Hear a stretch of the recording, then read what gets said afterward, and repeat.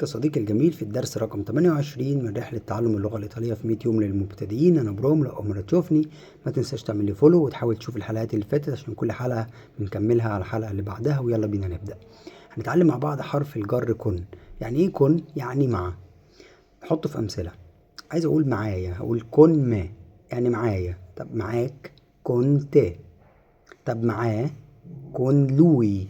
طب معاها كن لي. اوكي. طب نحطه في امثله ونوضح اكتر. اقول لك بيذاكر معايا او انا هاجي معاك. فينجو كونتي. فينجو كونتي يعني انا هاجي معاك. طب انا عايز اقول بذاكر معاه، هقول استوديو كون لوي، يعني انا بذاكر معاه. طب بشتغل معاها، هقول لافورو كون لي. لافورو كون لي. ده حرف جر مهم وبنستخدمه عشان نربط الكلام ببعضه زي ما انت شفت. وبس كده يا صديقي الجميل. لو انا سألتك دلوقتي انت شغال مع مين، اكتب في الكومنتات لافورو كون وحط الشخص اللي بعده. كون un amico. lavoro con il mio padre، مع ابويا.